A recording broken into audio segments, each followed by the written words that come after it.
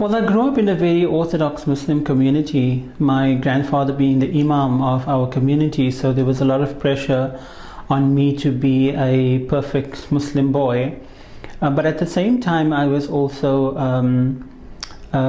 struggling with my own sexual identity, and coming from a community where not a lot of expression is given for alternative sexualities. It's been very challenging for me to grow up in such an environment.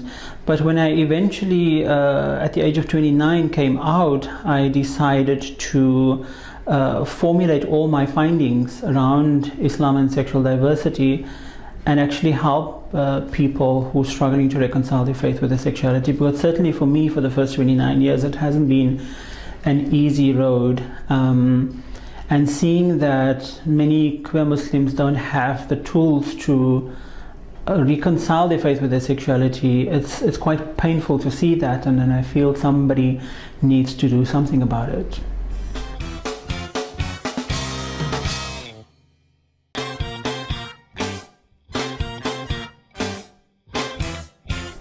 Well, inherently, I don't think it's a contradiction, because faith and sexuality, these are both very personal identities for many people, and it's society that makes us believe that it's a contradiction.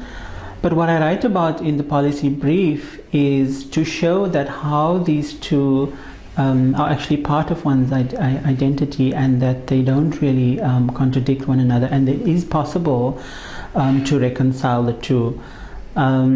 If we look at Islam, one cannot make an apology for the overwhelming patriarchal influence in Islam, and it's because of this residing patriarchy that we find the interpretation of religious text is through patriarchy, and unfortunately people of alternative sexualities and genders have been made to suffer because of that.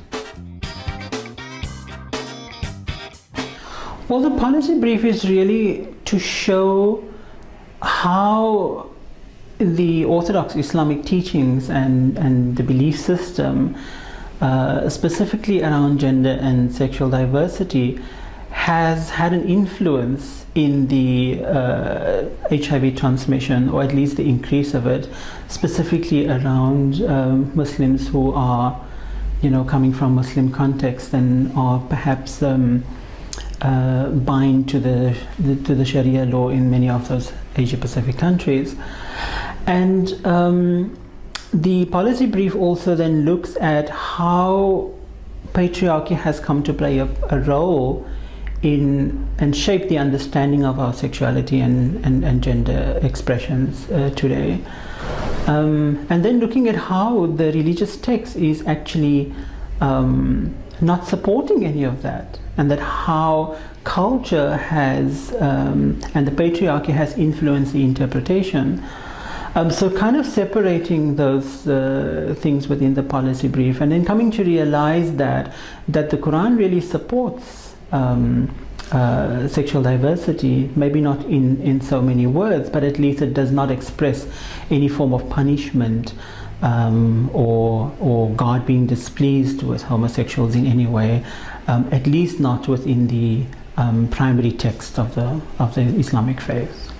And then the policy brief goes on to make certain recommendations to human rights defenders, human rights activists, to religious leaders, how they could develop training modules and how they could use different kinds of approaches to their advantage in working with MSM in the Asia Pacific region.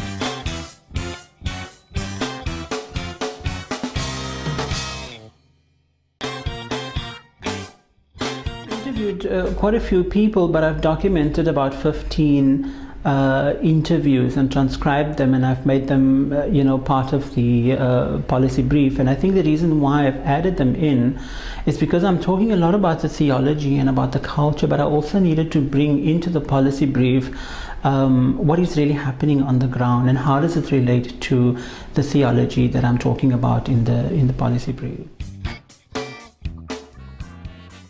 Well, it was mainly looking at predominantly Muslim countries and countries where there is a large Muslim context within the Asia Pacific region. So I did some interviews in India, Bangladesh, Pakistan, Malaysia, and Indonesia.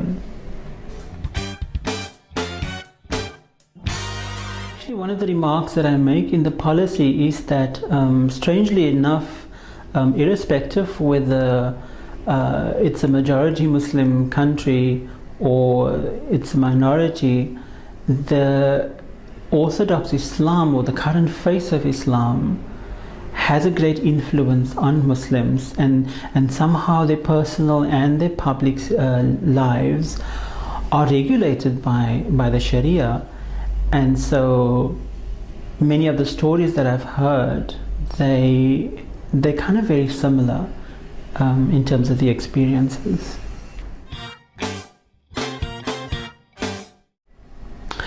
Well, I'll use a pseudonym for him. He was from Malaysia, and I think his story stood out for me because